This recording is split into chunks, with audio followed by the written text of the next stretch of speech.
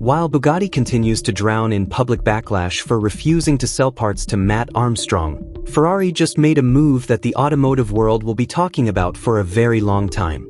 Matt Armstrong's Ferrari 296 GTB rebuild, the one that has been sitting completely dead for months, finally started. And Ferrari made sure they were the ones who got it running. In an industry where Bugatti's gatekeeping strategy has become a full-blown PR disaster, Ferrari appears to have read the room and played this situation with far more intelligence than anyone expected.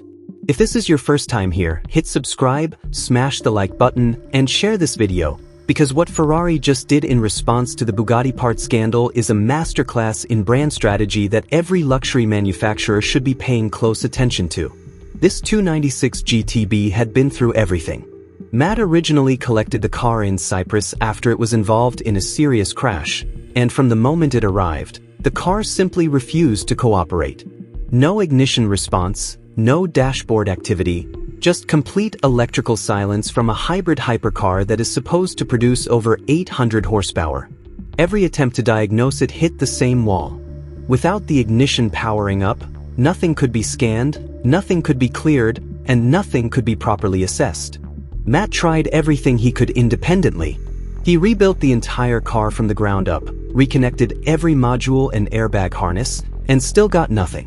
When he reached out to Ferrari for guidance, he was told the car needed to be fully complete before they could assess it.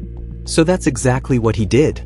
He sourced and fabricated custom air conditioning lines to complete the cooling circuit, had them pressure tested, filled the system with refrigerant, and reconnected everything. When the vacuum test revealed leaks at the joints, missing seals that had to be tracked down individually and fitted before the system would hold, he dealt with those too. Hours of painstaking work, all just to close that one loop. And even after all of that, the car still would not start. The next step was calling in a specialist. A team from SPR Engineering arrived on site equipped with proprietary Ferrari diagnostic tools, equipment capable of communicating far deeper with the car's control modules than any standard diagnostic software. What they found was alarming. The car had 47 active modules, and 9 of them were showing faults. When the team attempted a proxy alignment, the process of telling each module exactly what role it plays within the car's network, the fault count didn't drop. It jumped from 9 faults to 17. The reason was the hybrid battery. Every single module in the car was refusing to cooperate because the battery was flagging as incompatible with the system. And without a recognized, functioning battery, the car's entire control architecture had locked itself out completely. There was no way around it. At that point, Matt made the difficult but logical decision to spend £15,000 on a brand new hybrid battery. The reasoning was sound. The 296 GTB has no conventional starter motor. The hybrid system is what spins the engine over on startup, and without sufficient power from a functioning battery, the car physically cannot fire. The new battery arrived, was fitted correctly, and the car still would not start. Matt was running out of options. He sent a direct email to Ferrari laying out the situation, and the response he got back marked a significant turning point. Ferrari confirmed they would work on the car, despite it not having passed through their official body shop network. Their only condition was that it be complete. That condition had now been met. The 296 went into a Ferrari dealership. Matt was asked not to film anything on site. And what Ferrari found in that first session changed the entire picture. The first discovery was almost embarrassingly simple, and it explained months of delays in a single sentence. The hybrid battery had not been charging since the car left Cyprus. Not because it was dead. Not because it was genuinely faulty, but because the electronic parking brake was not engaged. Ferrari's charging system requires the parking brake to be active as a safety condition. It prevents the car from rolling while plugged in. The moment Matt's team moved the car in Cyprus after collection, the parking brake was disengaged so the car could be pushed. From that point forward, with no ignition available to bring up the dashboard, the parking brake was never re-engaged. And so the car silently refused to charge every single time it was plugged in. One undocumented safety condition, completely invisible without insider knowledge of the system, had been responsible for months of stalled progress and a £15,000 battery purchase that turned out to be entirely unnecessary. But fixing the charging issue alone would not have gotten the car started. Even with the hybrid battery now charging correctly, Ferrari's technicians still had to work through the car's remaining fault codes before they could arrive at the actual root cause.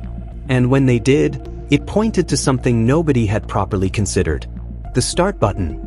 The 296 GTB uses a haptic touchscreen start/stop button integrated directly into the steering wheel, not a conventional physical button, but a capacitive surface that sends an electronic signal to the car's systems.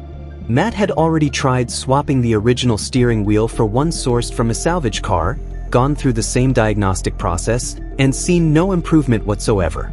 Ferrari's technicians discovered why. The salvage steering wheel had the same underlying damage as the original. Both had come from crash-damaged cars, and in both cases, the airbag deployment had generated enough localized heat to damage the wiring and connectors sitting directly behind the touchscreen surface. The buttons appeared to function perfectly from the outside. The start signal was never actually being sent. Ferrari fitted a brand new steering wheel. Within moments, the car came to life. Fault codes appeared on the dashboard for the first time since Matt had owned it. The clutch circuit needed bleeding. The coolant system needed bleeding. Ferrari worked through both methodically. And then, for the first time since Matt Armstrong bought this car, the Ferrari 296 GTB started. Now, here is where Ferrari's broader strategy becomes impossible to ignore. This is not just any 296 GTB. It is a one-of-a-kind build, the world's first Ferrari 296 fitted with the full Challenge body kit on a road car. The Challenge Aero package, the straight pipe exhaust, the complete visual transformation. Ferrari has since closed the door on this specific kit combination for any future customer builds, meaning Matt got through the window just before it shut permanently. Ferrari knew exactly what they were working on when they took this car in. They knew the full story. They knew it was going to be documented publicly and broadcast to a massive audience. And they chose to help anyway. Contrast that directly with what Bugatti has been doing. Mate Rimac's team refused to sell Matt Armstrong parts for the Chiron rebuild. They refused to supply parts for the Veyron. And they have watched that refusal slowly become one of the most reputationally damaging stories the hypercar industry has seen in years. Wealthy collectors, people who would normally be Bugatti's core customers, are now publicly calling the brand out by name. Prospective buyers are walking away on principle. The community has turned the Bugatti name into a symbol of institutional gatekeeping, a brand that prioritizes protecting its own revenue streams over supporting the people who actually own its cars. Ferrari looked at that exact situation and made a different calculation. Help the rebuild. Be seen helping the rebuild. Let the car start, let it drive, and let the footage reach the same audience that watched Bugatti refuse to cooperate at every single step. The 296 went out for its first drive. It pulled hard, handled aggressively, and ran temperatures that the cooling system managed without issue. A few minor problems surfaced: a bonnet sensor triggering incorrectly, TPMS warnings from wheels that hadn't yet been coded to the new setup, a brief intervention from the catalytic converter requesting the car reduce speed, but nothing that stopped the drive or compromised the car's performance. The car worked. It drove. And after everything that had gone into getting it to this point, that moment carried real weight. Ferrari's decision to step in and work on this car means their name now sits firmly on the right side of this story. They are the brand that helped. The brand that engaged.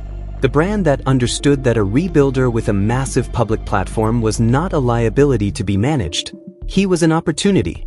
Bugatti, meanwhile, continues to deal with the consequences of making the opposite call, and there is no sign yet that the backlash is slowing down.